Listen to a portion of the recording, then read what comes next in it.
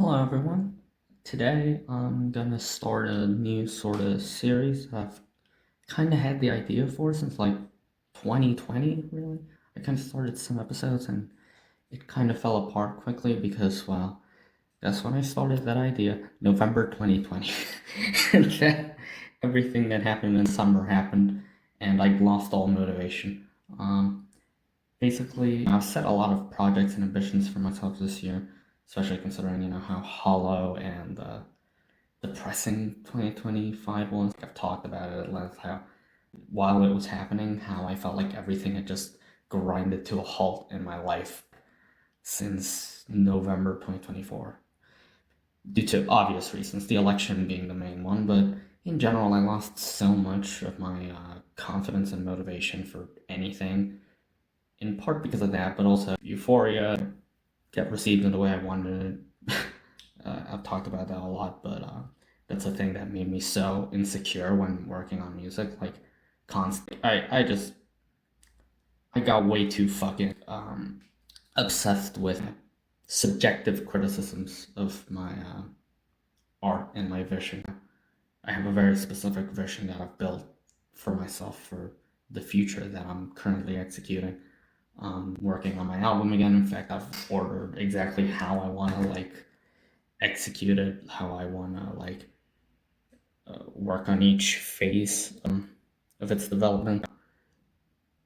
Right now, I'm in the writing stage, and every week I'm finishing a song, or at least like the basis for a song. And then I'm gonna advance into making my own demos based on that basis, and then I'm gonna finish every final detail with collaborators and with a lot of my friends, and generally making sure I can polish up the project as much as possible, make it like the best version of what I want it to be. And I'm currently on that track. I'm just really struggling, admittedly, but I'm trying my best. I'm trying, especially because so many insane changes just hit me like immediately this January. I know everyone's already made a joke of like how January already it's felt like 10 years with fucking Venezuela, ICE murdering people on camera, fucking insane shit. Like Epstein, of course. Yeah, fucking who can't forget about that. This year is already somehow even more insane in 2025. And in my personal life, I got very suddenly forced to move out because of a fucking landlord who decided to sell his house out of nowhere. So, good for him. I bet he's winning so much out of the commodified housing system. just you wait. Just you wait for my decommodified housing regime under anarcho-communist. Anyway, fucking hell. That makes no sense. Anyway, the point is that I've gone through a lot of things. Like, I have a new phone, which, by the way, it should be higher quality. It has a lot more specifications for recording settings, so it should be better than the last phone I had. I had that phone for like 3 to 4 years, but it finally cracked. Like it was broken in June of 2025, but I decided to repair it. But 6 months later, and I threw up on it. The screen is literally open, like a hole between the screen and the fucking wires within. And it's pretty fucking bad. Um, and that all happened in the same week, by the way. Like me being forced to move out and my phone fucking dying. And this time I decided, listen, I'm gonna need to get a new one just because my ambitions are just growing. I need more storage for it, I need more memory. So I decided to actually buy a new one with twice the storage. I would say it's worth it. I finished setting it up today, and I decided it's as good a time as any to start a new series reading out loud, because it has been a very long time since I've properly read a book out loud. I've listened to a lot of audiobooks and they've been pretty interesting. and I read a lot of articles online usually, but I feel like when it comes to actually analyzing a proper novel, for instance, because I'm also trying to find inspiration for that since I want to start working on my planned saga of novels. I'm not sure if I want to reveal the name, um, but there will be companion stories to my albums since they're all going to follow a linear timeline. And I also got inspired by Kai Sen Fun Fact, since he's also started a series where he just practices out loud and looking up words he doesn't understand, and it's been very inspiring. I think it's something that's really, really useful, like especially for a lot of Gen and Gen Alpha, since we've gotten to a point where most people in society are practically illiterate. We've really downgraded the meaning of anything, of words, of art. We're kind of back to medieval peasant brain in some ways. But you know what? I think this growing consciousness of that and wanting to combat it with the growing interest of physical media and developing educational hobbies like reading, which is something that I've always been interested in, but it's something that unfortunately left behind due to being overwhelmed by so many like projects and tasks, like uni commissions. I put a lot of it to the side basically, even if I am still interested in it to some degree, even though I have less time. So I decided to start my own version of that since I have a ton of fucking books. And I realized that especially as I was in the process of packing up my stuff, that I had so many books that I just had lying around that I haven't read in years, basically. I think the last book that I read properly was Plato's Republic, and that was in late 2018. My big reading hyperfixation is centered between 2016 and 2018. Obviously, I was younger, I had more time, I had less projects that I'd placed on myself, but they were also the basis for those projects that I would go on to create and to set up. So I was thinking that I wanted to go back to the start, especially since I also I recently made a post reminiscing on 2016, and that's kind of the most recent trend online. People looking back and having started for 2016, which is something that I've basically had since 2016 ended, because that was like one of my first real years, to put it like that. It was one of the first years where I actually felt like I was starting to develop something for myself. I was like 12. I was just beginning to learn about a lot of my passions, my interests, and generally about the world around me. I was growing more and more conscious of it and my place in it. Yeah, it was very early on, obviously, and my first album will be mostly based around the emotions that I went through during that period, retelling it through this story, this abstraction of what I felt into like a coherent story. Essentially, that's kind of where I'm going with it, and where I've been at since. That's what I wanted the album to be since 2019, which is why I've been writing songs or song ideas for it since then. And in the past 3 to 4 years, I focused more on precursors to that, like my trilogy of EPs, what I call like the debut trilogy. Those were all some of my earliest artistic ideas back in, like some of these ideas I wrote down as early as 2016. I even posted some of the earliest sketches that I made for it. And obviously, I was 12. They were very primitive ideas, but they're very interesting considering what they became. You know what I mean? Obviously, a lot of it is in retrospect. And one of my biggest hyperfixations back then was the Hunger Games movies and books. I even bought the trilogy of books in July 2016. Well, my mom bought them for me, obviously. I was 12.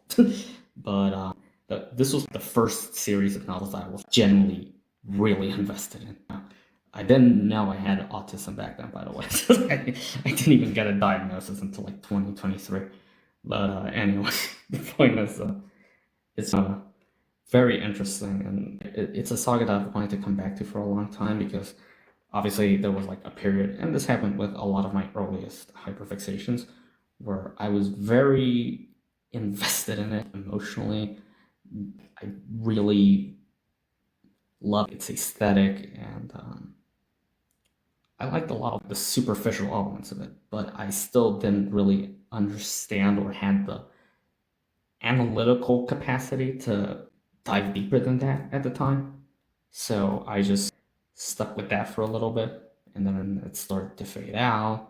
I became more insecure about those passions. You know, the cinema sense brain, essentially, I felt like liking those things as much as I did was cringe in retrospect. I'm talking about when I turned 14, like in 2018, that was around the time where I felt like, oh, liking this franchise is cringe, or like playing Minecraft is cringe. You know, I was kind of going along with what the public perception was at the time, which made me a slave to that. And it was only a matter of time before I broke out of that. I started to actually care about myself again in 2019, and ever since then, you know, it's not a coincidence that that was the year where I came out as queer and as trans. The starting point for my modern journey. And I remember that in 2020, around the beginning of the pandemic, like May 2020, I rewatched like the Hunger Games saga. I think it was still on Netflix back then, and I remember feeling a lot more. I had much more knowledge at that point, obviously. At that point, like, I was starting to develop more advanced political ideas, or at least started forming a more coherent political ideology. That's when I went from being like a center left liberal to like borderline socialist. I remember I watched a video by Riley Dennis about the Hunger Games and how she preferred the ending of the book of Mockingjay being more somber than the movies, which try to have this almost peaceful kind of ending, which is contradictory, in her opinion, to what the anti-war message of the books was. Like, it kind of undermined that. And that was when I started to get interested in it again, and I eventually got to a point like October, November, where I wanted to revisit it. And I guess I just gave up because I just had way too much mental baggage, to say the least, and not enough order in my life at the time. Didn't have enough like discipline in my routine, and obviously I've struggled with that as well in the past year. But there was a pretty solid period, at least, when I was recovering from that. Once the shitstorm of 2021 was over, there was a period from between 2022 and 2024 where I had a lot of my priorities in order. I was still following a pretty coherent routine. And as I said, that unfortunately fell apart really quickly, and it made me realize how fragile that all was, because, you know, for a lot of it, at least in 2024, I tried to go through it without returning to therapy, because, you know, I was in therapy in 2023. That's when I got a lot of my official diagnoses, and I actually got like medication for them. But I guess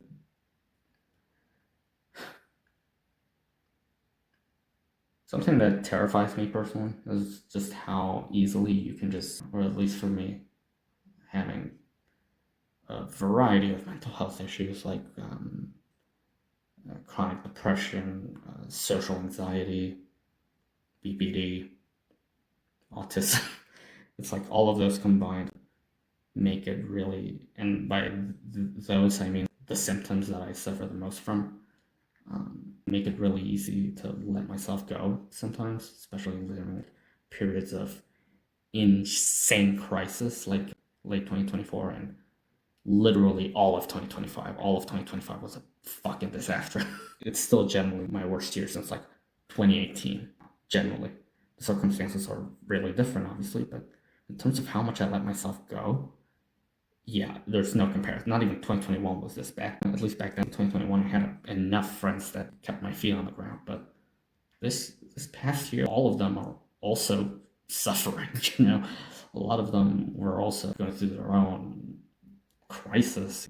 Just getting into your 20s is a crisis in itself. Sometimes adapting to the new responsibilities and expectations, but also seeing the world fall apart and get destroyed by fascist fucking demons. You know, it's a lot to take in for everyone, and especially for me, since I've always been very invested in politics. Obviously, as I said, since 2020, I've basically considered myself like a democratic socialist. But I'm at a point right now where I really understand that if I don't get my life in order right now, if I like put my foot and actually invest in myself, working out and fixing my sleep schedule, which I'm unfortunately not doing so well with right now. As I'm recording this, it's like midnight to 1 a.m.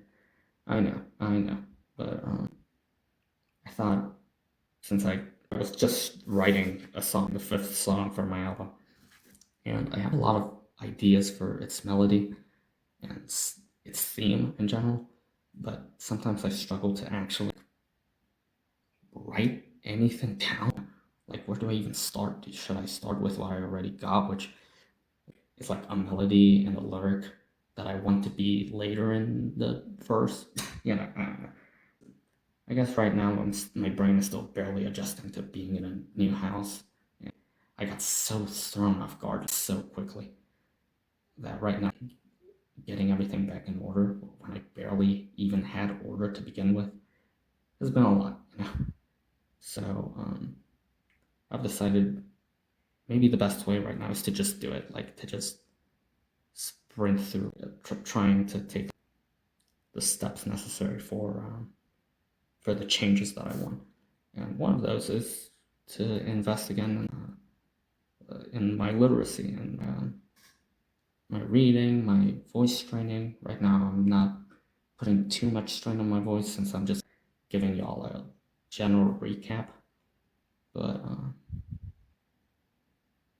I felt it was necessary to do so as well. But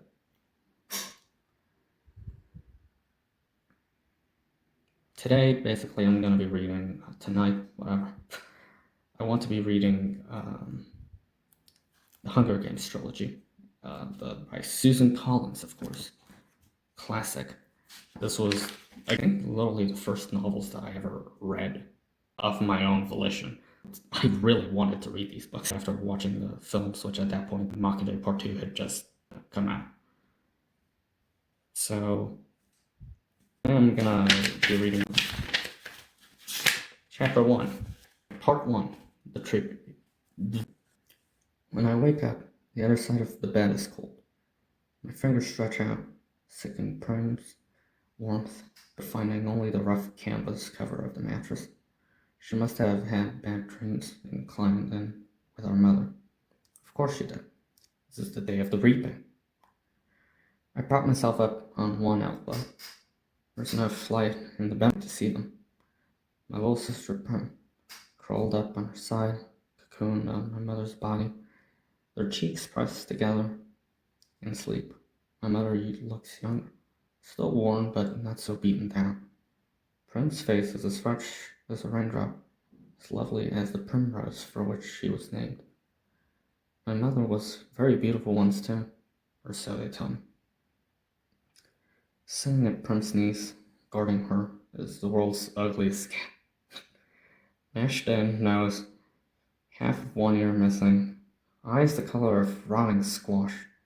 Prim named him Buttercup, insisting that his muddy yellow coat matched the bright flower. He hates me, or at least distrusts me, even though it was years ago. I think he still remembers how I tried to drown him in a bucket when Prim brought him home. Holy fuck. Scrawny kitten, belly swollen with worms, crawling fleas. The last thing I needed was another mouth to feed. But Prim begged so hard, cried even, I had to let him stay. It turned out okay. My mother got rid of the vermin, and he's a born mouser. Even catches the occasional rat. Sometimes, when I clean a kill, I feed Buttercup the entrails.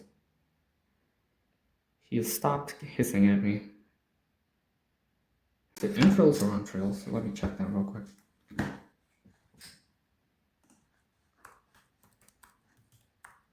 Is it entrails or entrails? Entrails. Entrails. Okay, I said it right first. Entrails. No hissing. This is the closest we will ever come to love. I swing my legs off the bed and slide into my hunting boots. Supple leather that has molded to my feet. I pull on trousers, a shirt, tuck my long dark braid up into a cap, and grab my forage bag.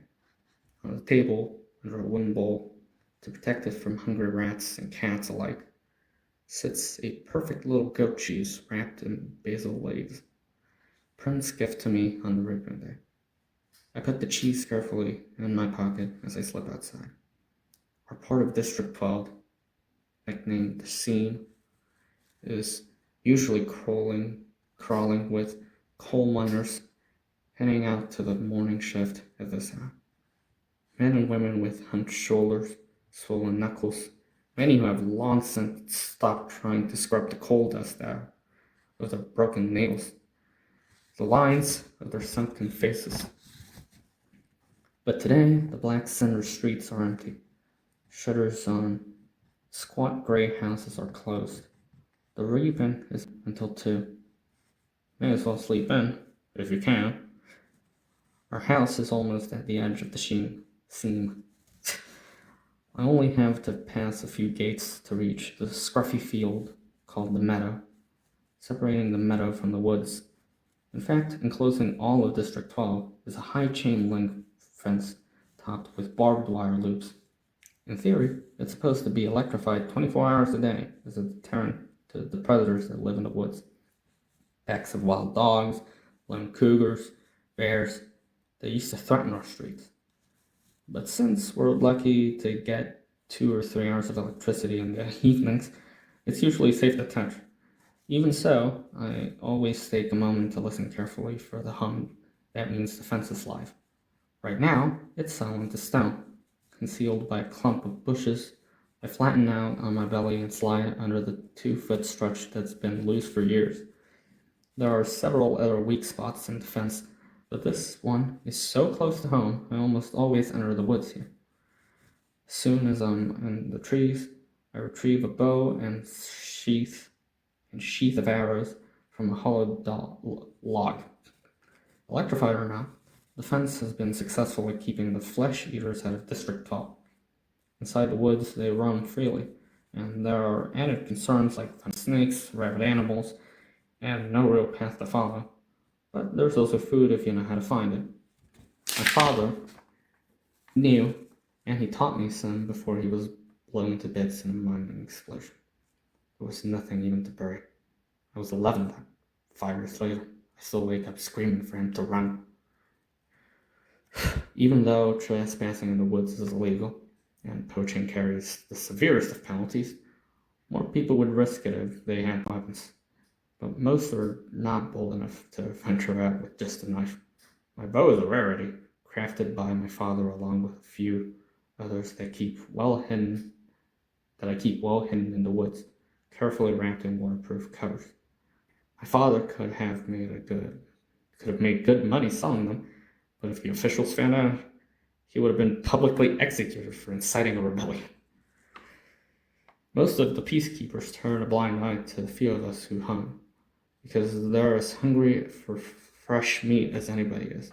In fact, they're among our best customers, but the idea that someone might be arming the scene would never have been allowed. In the fall, a few brave souls sneak into the woods to harvest apples, but always in sight of the meadow, always close enough to run back to the safety of District 12 if trouble arises. District 12, where you can starve to death in safety, I mutter. Then I glance quickly over my shoulder. Even here, even in the middle of nowhere, I worry someone might overhear you. Early 1984. When I was younger, I scared my mother to death. The things I would blurt out about District 12, about the people who rule our country, Panam, from the far-off city called the capital. Eventually, I understood that this would only lead us to more trouble, so I learned to hold my tongue and to turn my features into an indifferent mask so that no one could ever read my thoughts. Do my work quietly in school, make only polite small talk in the public market, discuss little more than trades in the hub, which is the black market, where I make most of my money. Even at home, where I'm less pleasant, I avoid discussing tricky topics, like the rebate, or food shortages, or the Hunger Games. Prim might begin to repeat my words, and then where would we be? In the woods waits the only person with whom I can be myself, Gale. I can feel the muscles in my face relaxing, my pace quickening as I climb the hills to our place, a rock ledge overlooking a valley. A thicket of berry bushes protects it from unwanted eyes. The sight of him waiting there brings on a smile. Gale says I never smile except in the woods. Hey, Katniss, says Gale. My real name is Katniss, but when I first told him, I barely whispered it, so he thought I'd said catnip. Then, when this crazy lynx started following me around the woods looking for handouts, it became his official nickname for me.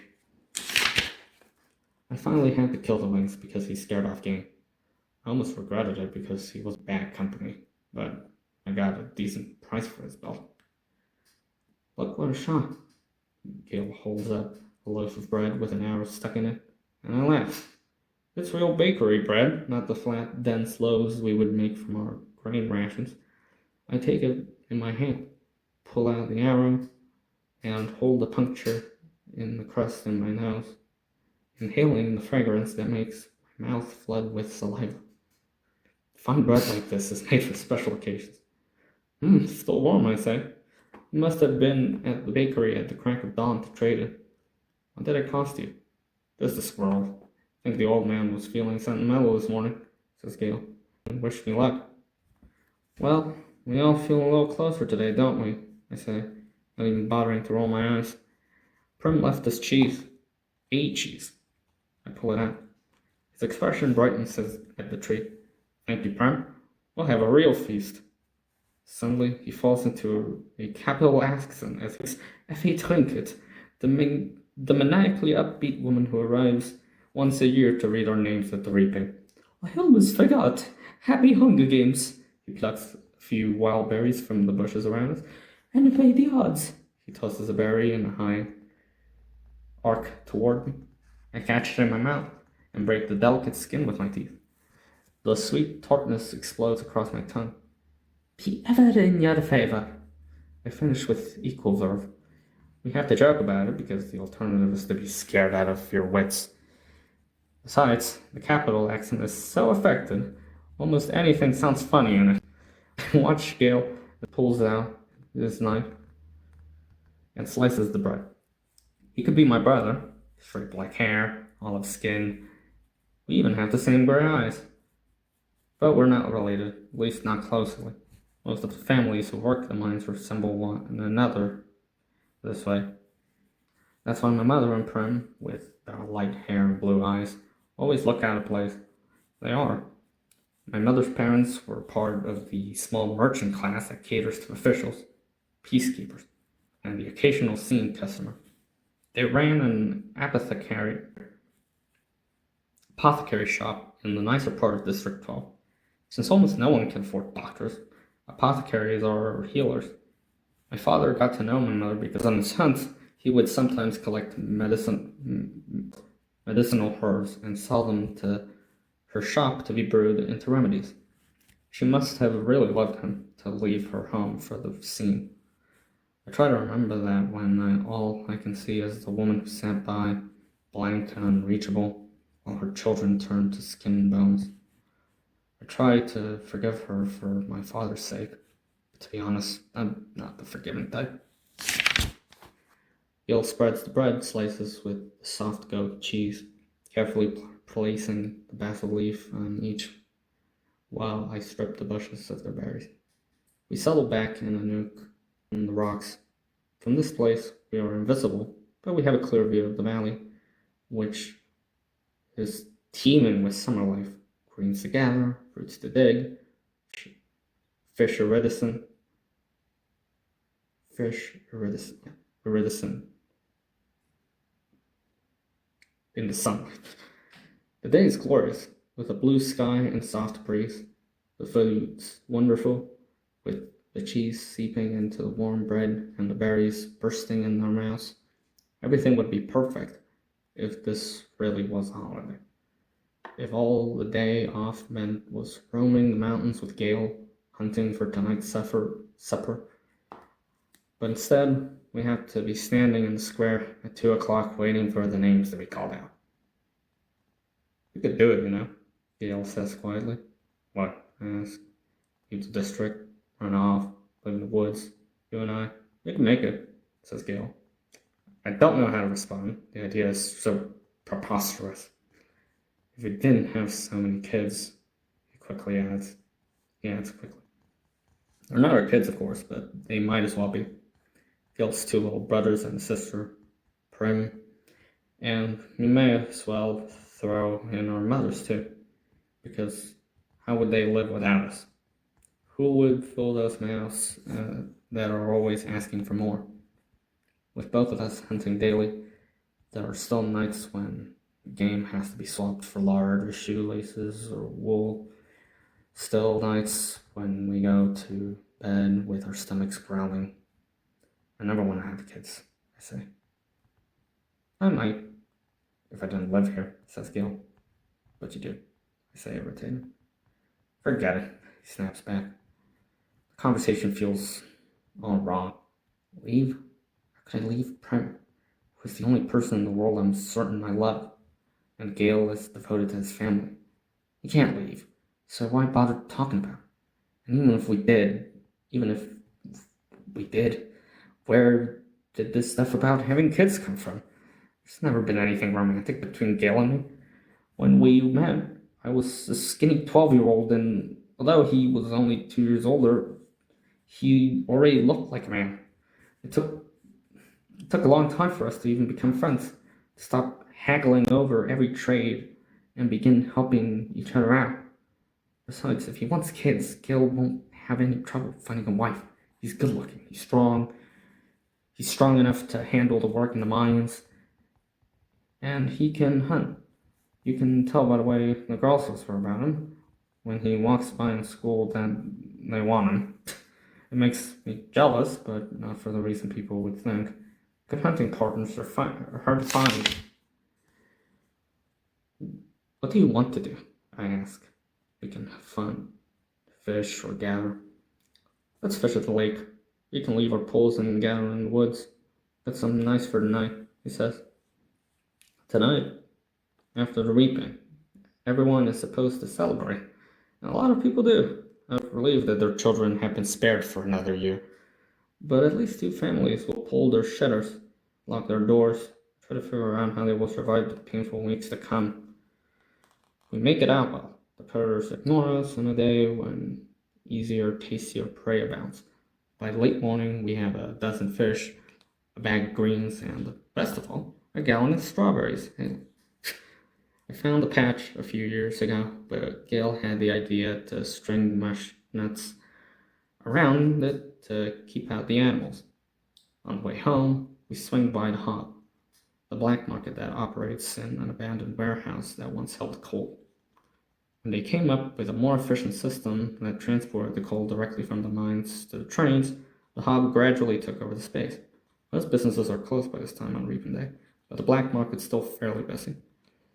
We easily trade 6 of the fish for good bread, the other 2 for salt. Greasy Sade, the bony old woman who sells bowls of hot soup from a large kettle, takes half the greens off our hands in exchange for a couple of chunks of paraffin.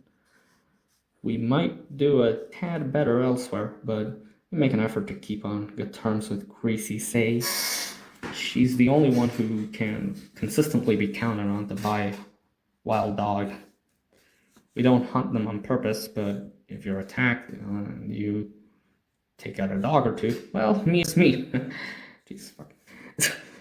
Once it's in the soup, I'll call it beef, Gracie says with a wink. No one in the scene would turn up their nose at a good leg of wild dog.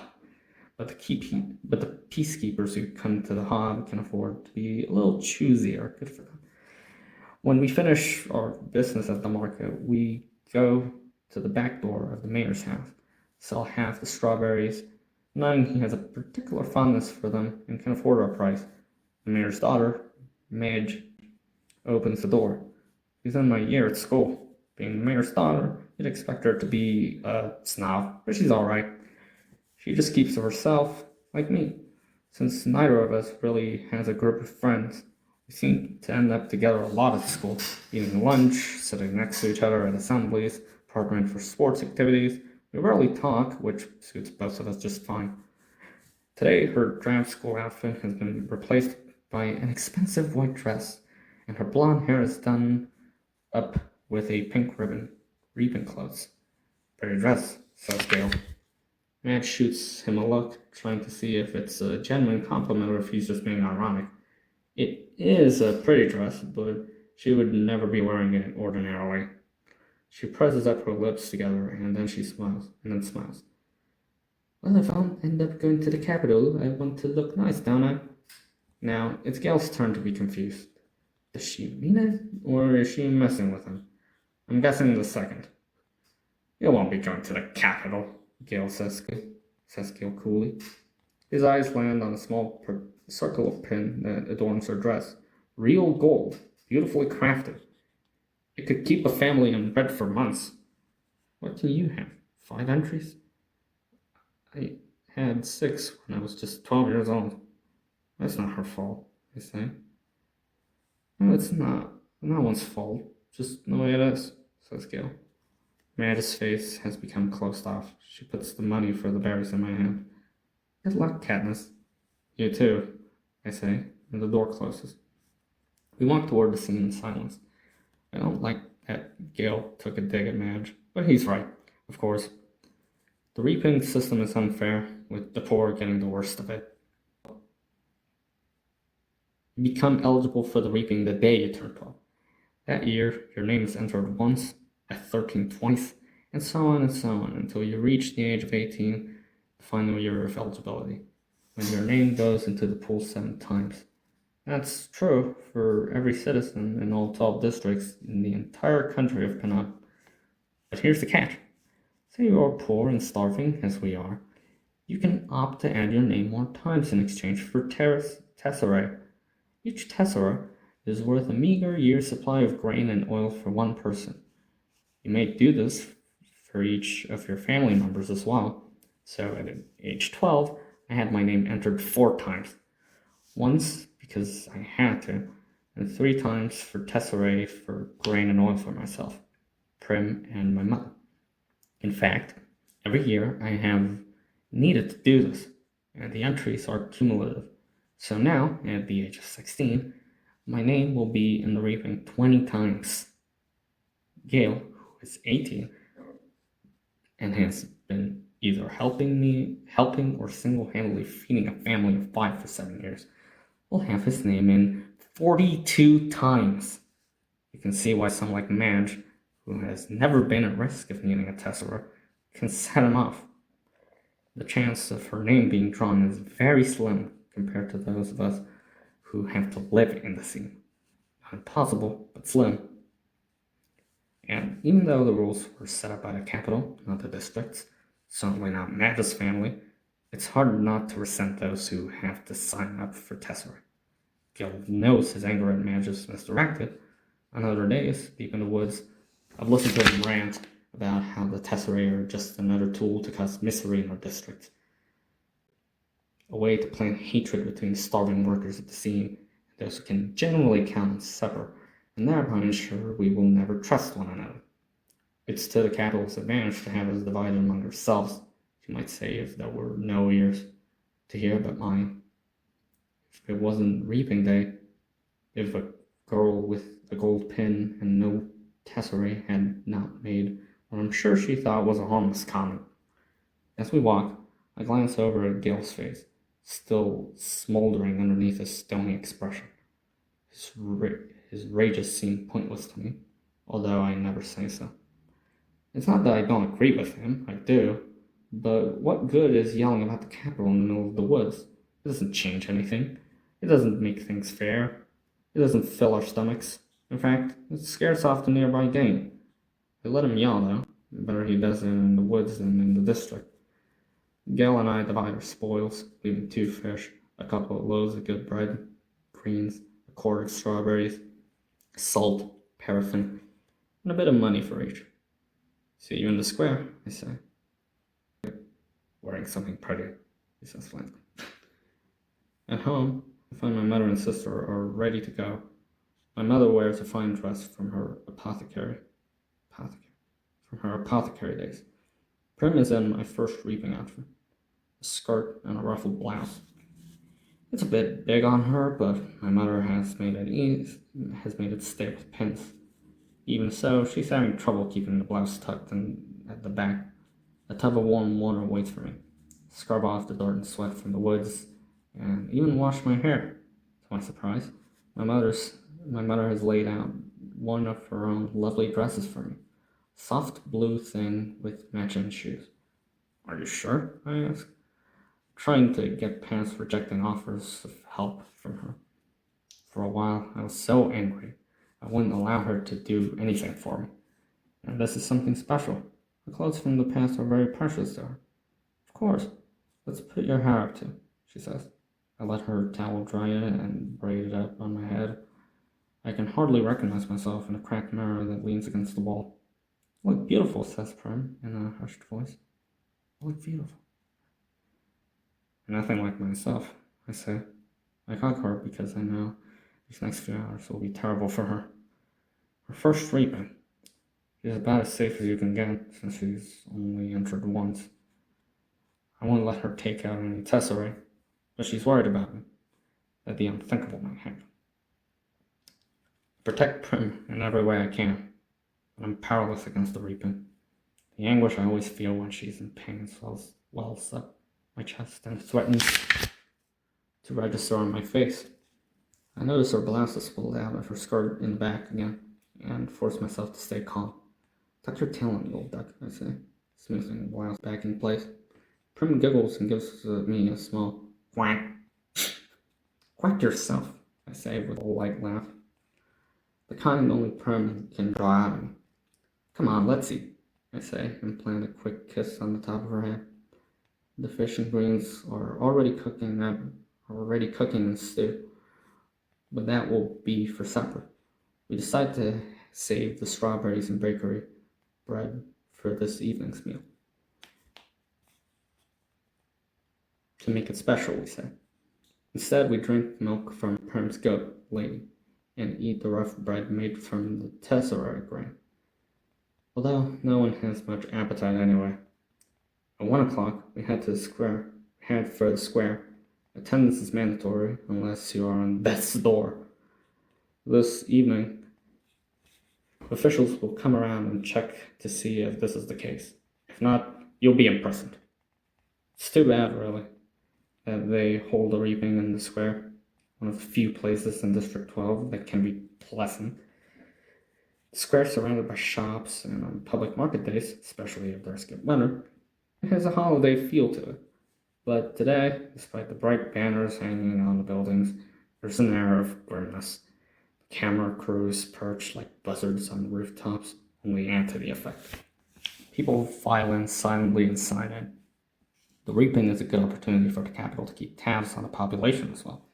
12 to 18-year-olds are herded into roped areas marked off by ages, oldest in the front, the youngest ones, like Prim, toward the back. Family members line up around the perimeter, holding tightly to one another's hands. But there are others too, who have no one they love at stake, or who no longer care, slip among the crowd, taking bets on the 2 kids whose names will be drawn. Odds are given on their ages, whether they're seam or merchant. if they will break down and weep. Most refuse dealing with the rank, but carefully, carefully.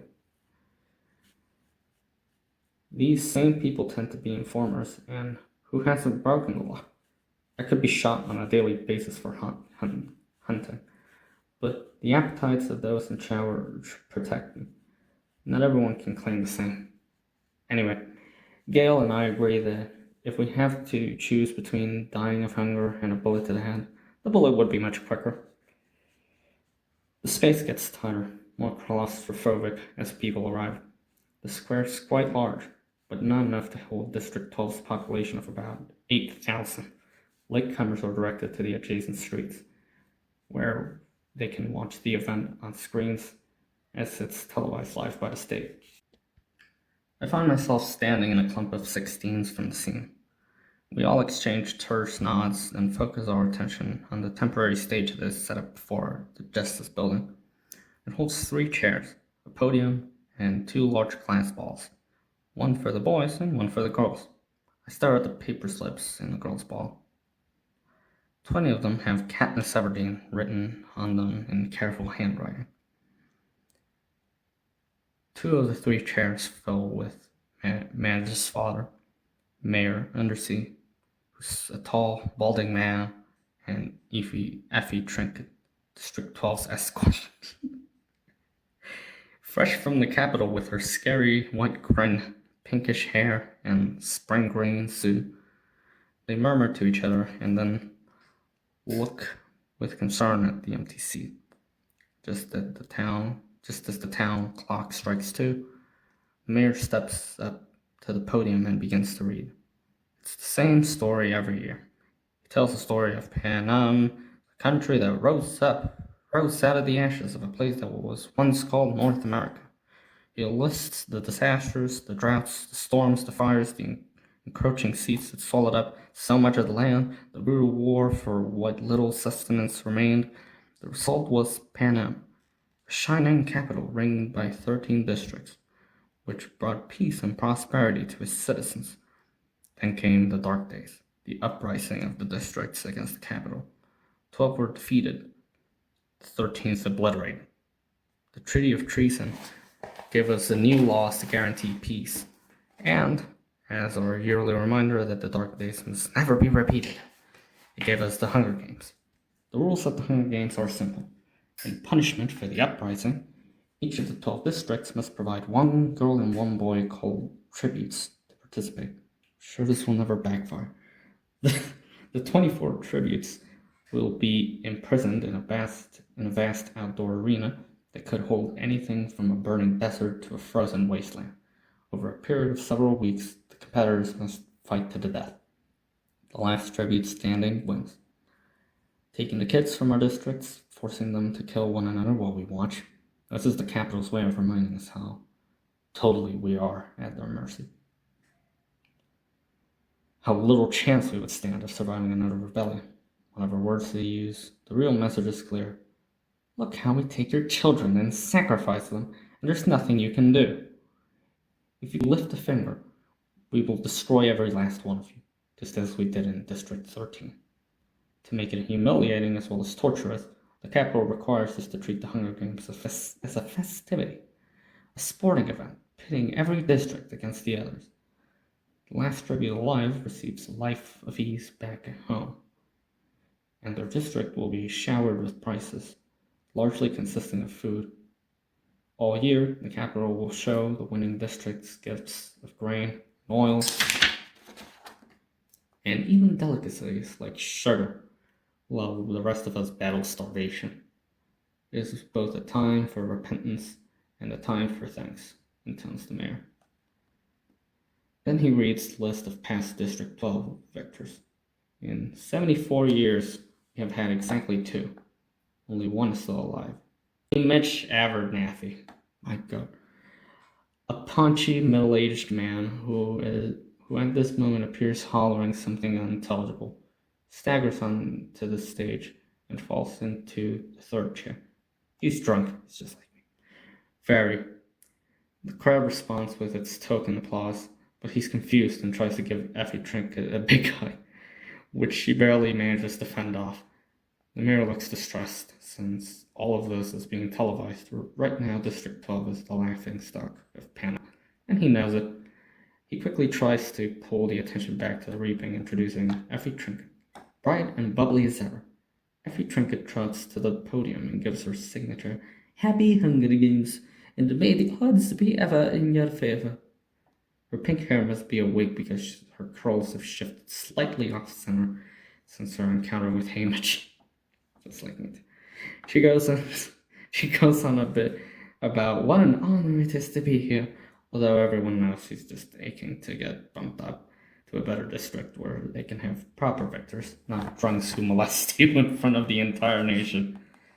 Through the crowd, I spot Gale looking back at me with a ghost of a smile. As reapings go, this one at least has a slight entertainment factor, but suddenly I'm thinking of Gale and his 42 names, and that big glass ball, and how the odds are not in his favor, not compared to a lot of the boys. And maybe he's thinking the same thing about me because his face darkens and he turns away. But there are still thousands of slips. I wish I could whisper to him. It's time for the drawings. It's time for the drawing. Effie Trinket says, as she always does, "Ladies first," and crosses the big glass ball. Crosses the glass balls with the girls' names.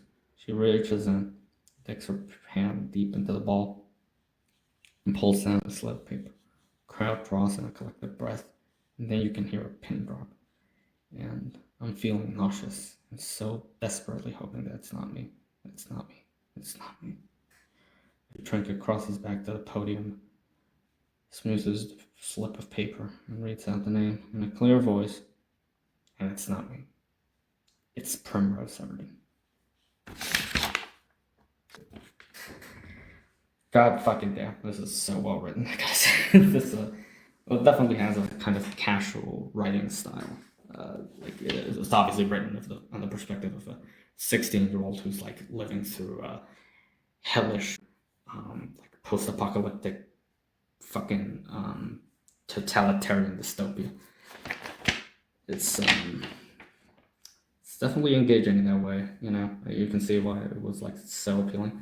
You know, it's written like in a somewhat like relatable fashion in a way that like I feel is appealing to a lot of like people who were my age, like a preteen, but a lot of people who got into this were like teens and young adults. It's kind of that genre that spawned Maze Runner and Divergent. Do you guys remember Divergent? What the fuck happened with that? Anyway, I'll be reading chapter 2 soon enough, maybe tomorrow. But man, this is bringing back a lot of memories. The world building is very fucking vivid, relatable. Man, I forgot that Gale was like.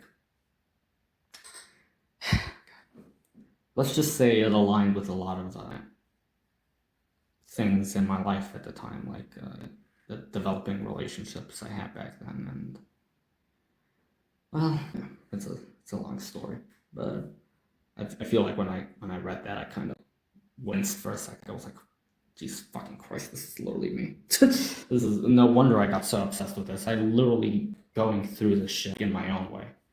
You know, I was in a totalitarian evangelical shithole and was starting to discover myself and only really had one person I felt like I could be myself with, you know. I don't know, that was like a moment of clarity, I guess. But anyway, I'll get to reading it in its entirety. I'm going to read the full trilogy over the course of hopefully daily. As you can see, I'm still practicing my narration. I do struggle a bit with stuttering over some words. I only had one shot of water while reading, so my voice gave out after a bit. But it was good. I really like it. I really like this already. Just as a heads up, by the way, I also have Catching Fire and Mockingjay, but I also have the Narnia Chronicles. I think I've owned it since like 2017, maybe. And I just never got to them. Like, I don't know. Like, my mom gave them to me, I think, and like I guess they never appealed to me, or at least not in the way that the Hunger Games did, and to an extent still does. And I kind of remembering why it was so appealing to me. I have a lot of books about the Netherlands and Dutch shenanigans. Plato's Republic, and I don't own it physically, but I really want to revisit the Divine Comedy. It's been a while. It's been a long while. I think that actually was the last like saga of books that I read, not physically, but I'm genuinely considering reading it physically right now that I'm reading this, because there's something about turning the pages that that experience is just so human. It feels more engaging. So I think I'm gonna keep up with this. So yeah, it's like 1 a.m. now, almost 2 a.m. So I'm going to bed now. Good night. See you all. Thank you all for listening, and tschüss.